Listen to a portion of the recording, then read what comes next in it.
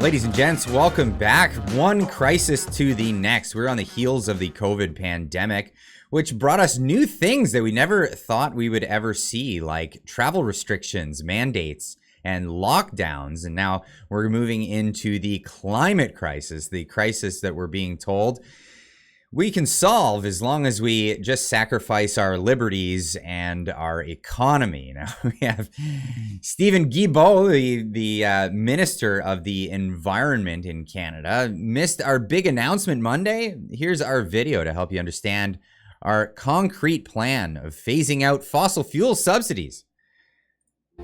Our government just took a big step to deliver on our promise of phasing out inefficient fossil fuel subsidies. We want a healthy environment and economy. And yes, we can accomplish both. Oh, apparently we can accomplish both. Now, this is coming from the same government that thinks that we're over inflation. We're done with that. Here's Chrystia Freeland saying, Canada's plan to bring down inflation is working. It's absolutely working. Now, leave a comment in the comment section down below if you think it's working for you.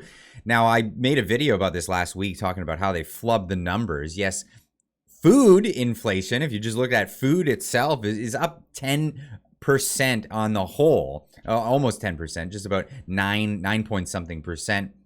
But this is, no Canadians are seeing 2.8% inflation on the things that they're actually purchasing.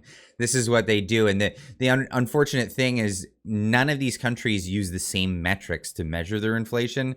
So whichever metrics are best for the government in power, those are the metrics that they'll use. Of course, Canada doing their very best at flubbing those numbers for sure. Now, Danielle Smith took to Twitter last week to say, to achieve a net zero power grid, Canadians will be on the hook for at least $1.7 trillion. That's not a typo. And Ottawa wants this done by 2035. Imagine your home business power bill increased by 200% or 500% or even more over the next decade. Can you afford that? Can you?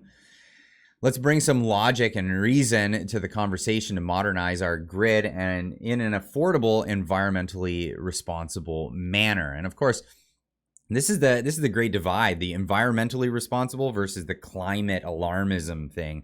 Many people are environmentalists. People really care about the environment, clean water, clean air, all these things. But this isn't what's being sold to us. We're being sold something else entirely different. Now, Cian Bexley caught up with Guilbeault when he was in Alberta and gave a bit of a scene, dressing up like a convict, actually to mimic what Guilbeault was wearing when he was arrested for scaling the CN Tower in Toronto on behalf of Greenpeace. Hi, Minister. How are you? How are you? Do I look familiar? No. Maybe not. Could you tell me what is your plan to replace the $1.7 trillion of money that we're going to have to pay to meet your goals?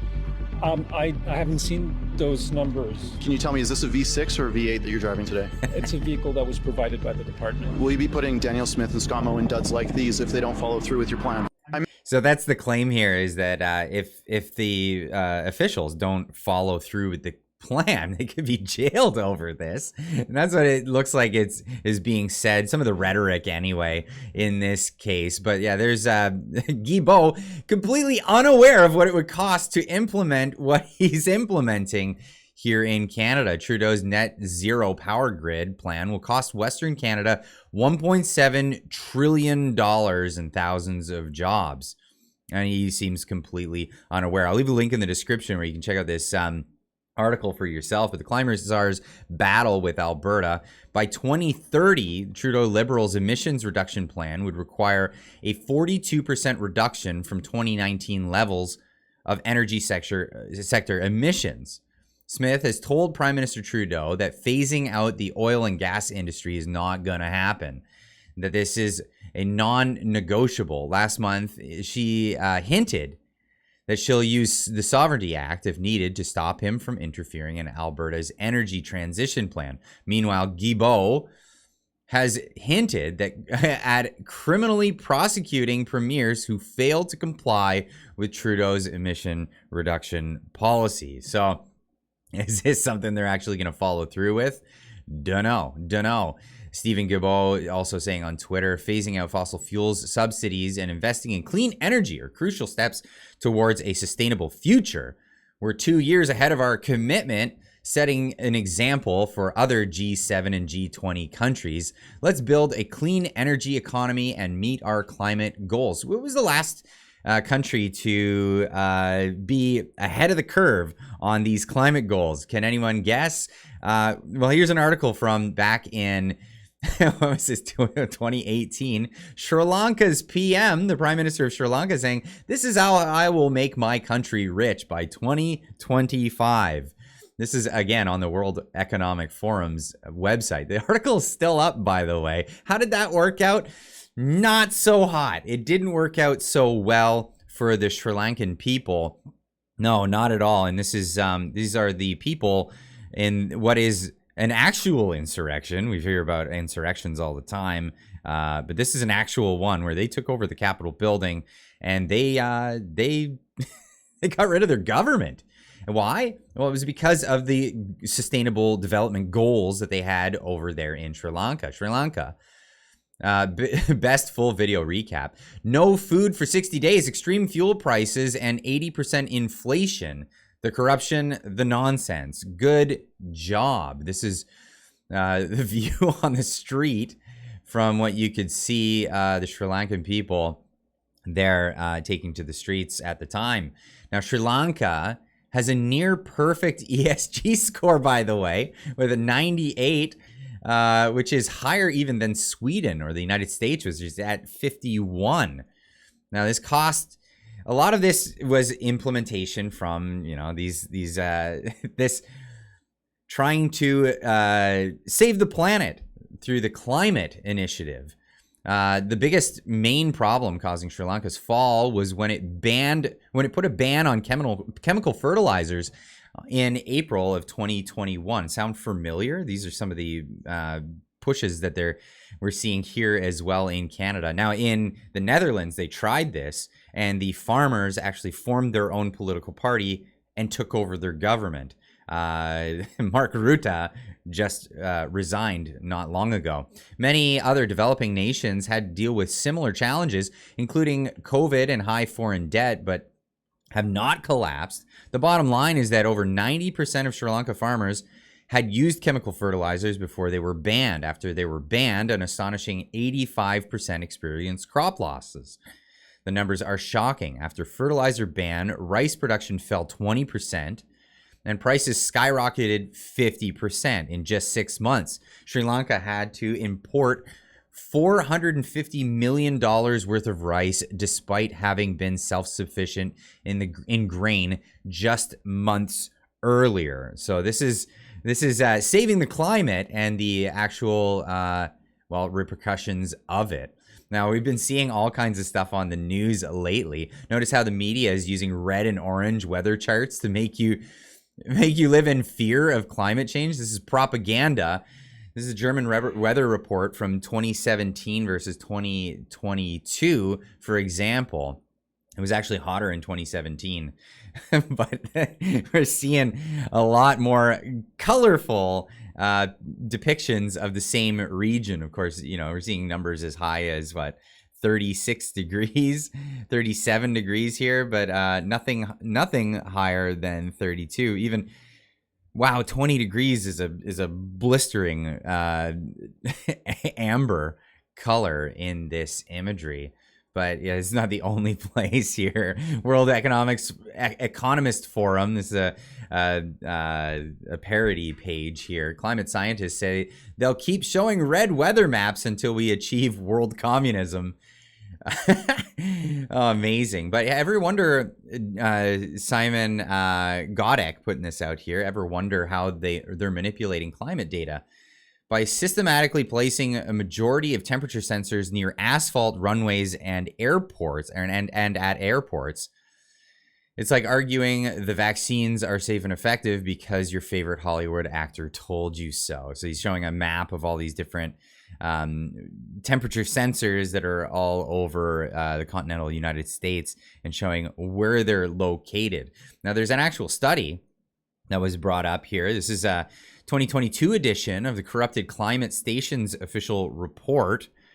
And it shows how fatally flawed how all these weather stations, some of the data from them is actually very, very flawed. Now, it shows what a typical weather station should look like, where you would get your temperature readings from. But some of the corrupted data points, or the points of data, are when you find these weather stations close to heat sources. The report observed that changes in technology of temperature stations over time resulted in many being placed closer to buildings, as well as other heat sinks such as asphalt, concrete, and brick infrastructures. In some cases, official NWS thermometers were moved to parking lots and next to external heat generating air conditioner units from previously cooler locations that were no longer available for thermometer placement. See figure 4. And this is one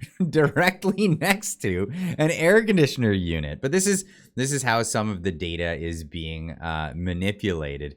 Now, the government has been on us about every little thing that comes up. Any forest fires that come up are being blamed on, well, you guessed it, climate change. And here's the Liberal Party saying Pierre Poilievre doesn't have a climate plan. Apparently they do, because forest fires are causing Millions of Canadians are living under air quality alerts tonight as thick smoke from raging wildfires blankets much of Ontario. Montreal has the worst air quality among major cities around the world. The dense smoke that shrouded northern Alberta now sits heavy over Calgary. Smoke from a pair of fires near Harrison Lake has settled in over southwest BC. The wildfire causing a mass. Okay, so they go on to blame Pierre Poilievre for not having a plan, where their plan is taxing people. I'm not sure, for one, taxing people doesn't help climate change. It's not going to help climate change. It's going to impoverish more people. And in fact, that would we know this, that when people become more impoverished, they care less about the environment. They care more about their well-being in the immediate. So it's not going to help the environment by impoverishing Canadians, that's for sure. But we also have here from the National Post, Chris Sankey saying, stop blaming forest fires on climate change.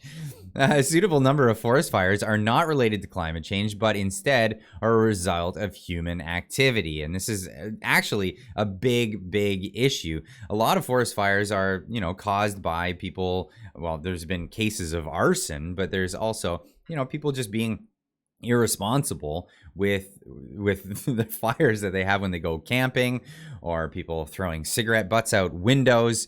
Many things can cause forest fires and will get them started in the first place. But a lot of the issue for why, these things are raging so harsh is because of poor forest management. And I've gotten into this so many times on the channel. You can just go click on the channel link, and there are many videos where I talk about this. And I'm working on bringing experts in to talk more about this in the future. But hey, I wanted to leave this one with you guys. Leave a comment in the comment section down below. Let me know what you think of the whole climate alarmism.